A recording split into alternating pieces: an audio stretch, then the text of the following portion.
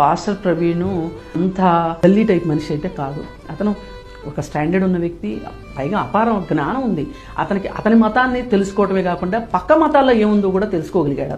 తెలుసుకుని కంపేర్ చేసుకుని మాట్లాడగలిగి కొంతమందిని ఒప్పించగలిగాడు, నొప్పించకుండా ఒప్పించగలిగాడు.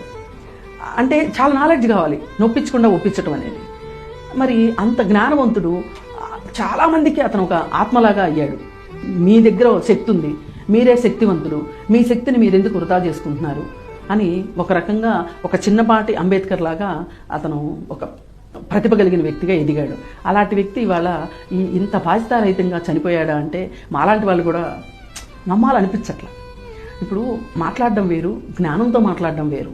జ్ఞానంతో మాట్లాడాలి అంటే దానికి కాస్త శక్తి ఉండాలి, మాట్లాడటానికి వాక్శుద్ధి ఎట్లాగూ కావాలి. అలాగే జ్ఞానంతో మాట్లాడాలి అంటే స్టడీ ఉండాలి.